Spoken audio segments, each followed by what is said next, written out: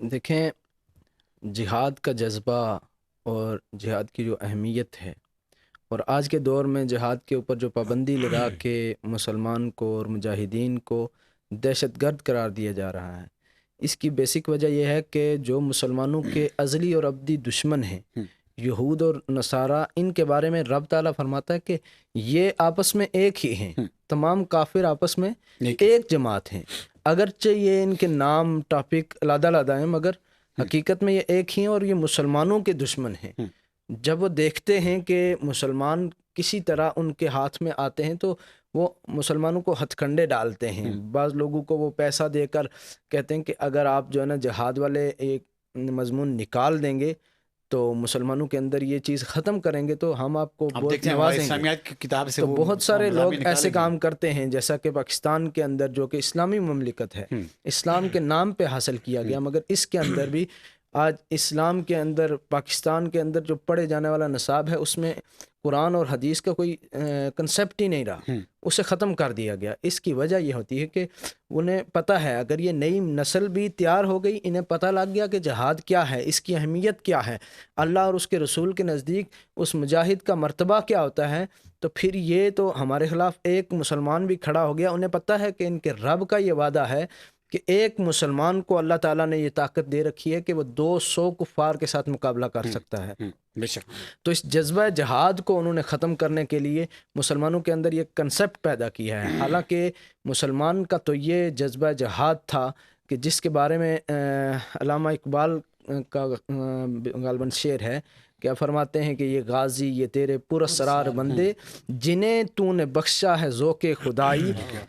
دو نیم ان کی ٹھوکر سے صحرا و دریا، سمٹ کر پہاڑ ان کی ہیبت سے رائی، دو عالم سے کرتی ہے بیگانہ دل کو، عجب چیز ہے لذت آشنائی، اور شہادت ہے مطلوب و مقصود مومن، شہادت ہے مطلوب و مقصود مومن، نہ مال غنیمت نہ کشور کشائی۔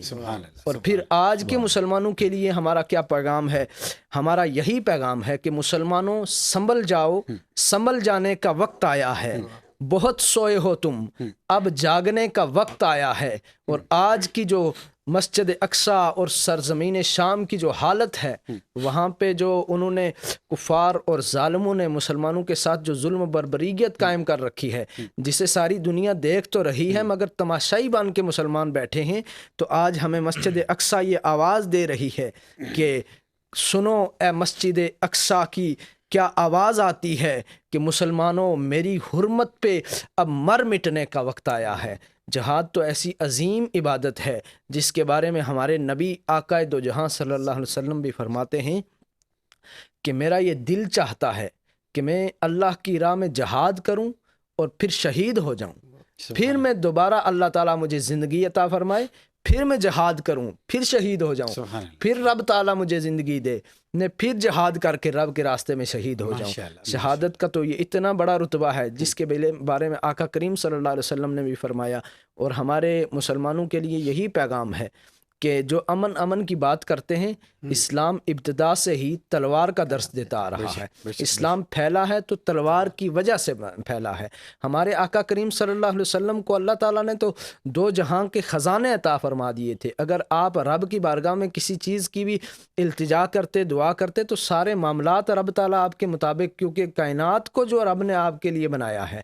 تو آقا کریم صلی اللہ علیہ وسلم اگر دعا کرتے تو بغیر جنگ کے، بغیر جھگڑے کے سب لوگ ایمان لے آتے، مگر جب کائنات کے یہ مالک آقا دو جہاں صلی اللہ علیہ وسلم تلوار لے کر میدان جنگ میں آئے ہیں، تو ہمیں بھی یہ درس دیا ہے کہ ہم بھی جب بھی، جہاں بھی ظلم و ستم ہو، جہاں پہ بھی کفر و شرک قائم ہو، جہاں پہ کسی مظلوم کے اوپر ظلم ہو رہا ہو، تو اس وقت اس ظالم کے خلاف تلوار اٹھانی ہے، اس کے خلاف دعا نہیں کرنی۔ دعاؤں سے کام نہیں چلتا، بلکہ آقا کریم کی زندگی سے ہمیں یہی سبق ملتا ہے کہ جب بھی وقت آئے اس وقت علم جہاد بلند کرنا ہے اور تلوار اٹھا کے میدان میں آنا۔ ماشاءاللہ، شاندار، زبردست انداز سے، کیونکہ جہاد وہی لوگ کر سکتے ہیں، وہی لوگ کرتے ہیں